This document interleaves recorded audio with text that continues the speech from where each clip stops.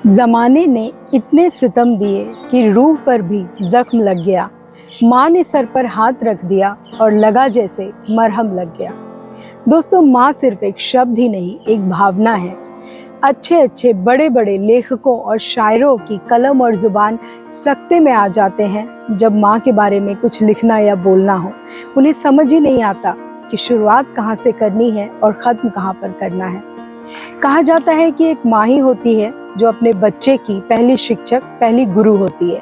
खास तौर पर जब बच्चे 5 साल या फिर उससे कम की उम्र के होते हैं तो उनका अधिक से अधिक समय माँ की देखरेख में ही गुजरता है। आज के इस वीडियो में मैं आपको ऐसे 2 रिसर्च के बारे में बताने जा रही हूँ जिन्हें जानकर आप में से जो कोई भी माँ है और ख़ास तौर पर 5 साल से कम उम्र के बच्चों की, या फिर आप प्रेग्नेंट हैं और हाल ही में माँ बनने वाली हैं, तो ये वीडियो देखने के बाद आज अभी इसी वक्त से आप किस्मत, भाग्य, लक, डेस्टिनी, इन सब का रोना छोड़कर, इन सब के भरोसे बैठना छोड़कर अपने बच्चे के सुनहरे भविष्य, सुनहरे करियर, सफल व्यक्तित्व की कमान अपने हाथों में लेंगी। क्योंकि साइंस कहता है, और ये उन 2 रिसर्च में जो मैं अभी आपको आगे बताने वाली हूँ उनमें प्रूव हो चुका है कि वो एक माँ है जिसके हाथों में उसके बच्चों की सफलता का गारंटी कार्ड है। नमस्कार, मैं अनुराधा सिंह, आप देख रहे हैं मोटिवेशन इंडिया।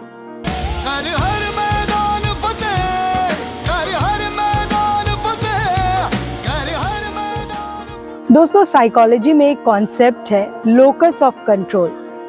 मतलब किसी व्यक्ति की जिंदगी पर उसका खुद का कितना और किस हद तक कंट्रोल है।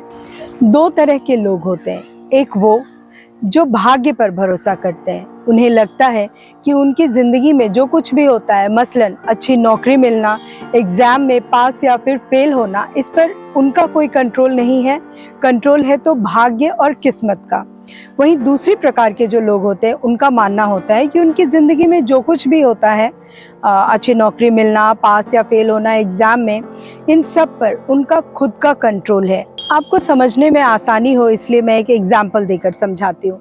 सपोज करिए कि आपके किसी दोस्त या फिर रिश्तेदार ने यूपीएससी क्लियर किया होगा और वो आईएएस ऑफिसर बने। ऐसे में कुछ लोग होंगे आप में से जो ये मानेंगे कि वो आईएएस ऑफिसर इसलिए बन पाए क्योंकि उनकी किस्मत अच्छी थी, भाग्य ने उनका साथ दिया और उनको अच्छे चांसेस मिले।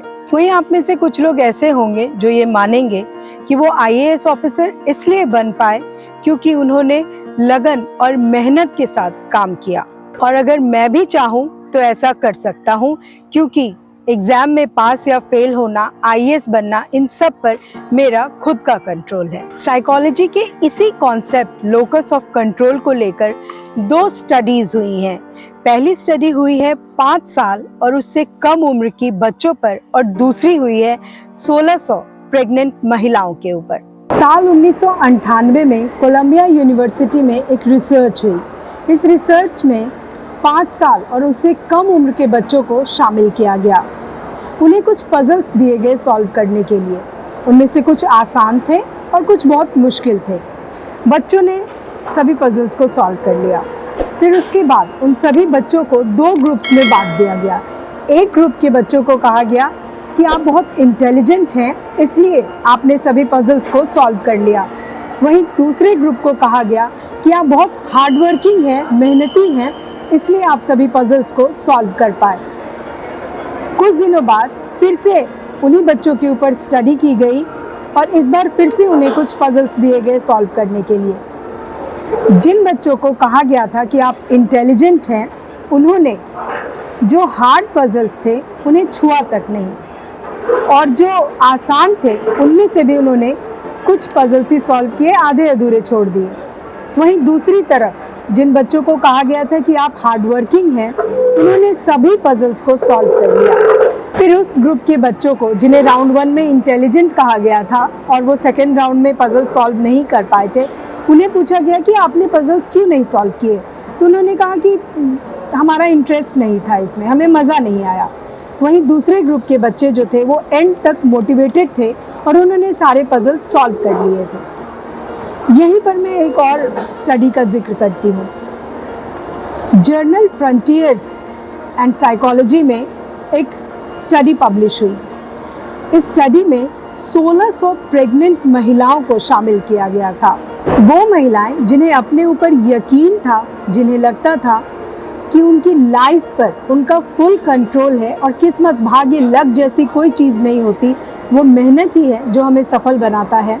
उन महिलाओं ने अपने बच्चों को डिलीवरी के बाद अपने बच्चों को अच्छी डाइट दी, जिससे कि उनका प्रॉपर ब्रेन डेवलपमेंट हुआ। वे उनके साथ उनकी पढ़ाई में, स्पोर्ट्स में, हर एक्टिविटी में शामिल हुई, जिससे कि उनके बच्चों का ओवरऑल डेवलपमेंट हुआ। साथ ही यह भी देखा गया कि उन बच्चों में आगे चलकर कोई भी सामाजिक या फिर मानसिक परेशानी नहीं आई। वो लाइफ में बहुत अच्छे तरीके से एडजस्ट कर गए। आगे चलकर उनमें ना तो कभी एंजाइटी हुई, ना ही कभी डिप्रेशन जैसी कोई बात आई। वो बहुत ही खुशमिजाज थे और हर काम को आसानी से कर जाते थे।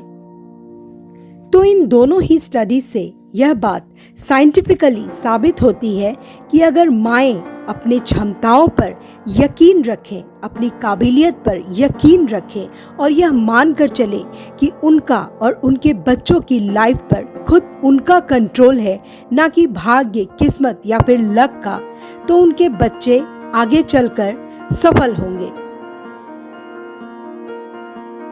तो उम्मीद करती हूँ कि आज के एपिसोड में जो 2 स्टडीज़ मैंने आपके सामने रखी, उससे आपको ज़रूर मोटिवेशन मिली होगी और लाइफ में लोकस ऑफ कंट्रोल का पूरा कॉन्सेप्ट आपको समझ आ गया होगा। आप ये जान गई होंगी कि आपके और आपके बच्चों के सफल करियर, भविष्य और व्यक्तित्व की कमान आपके खुद के हाथों में है।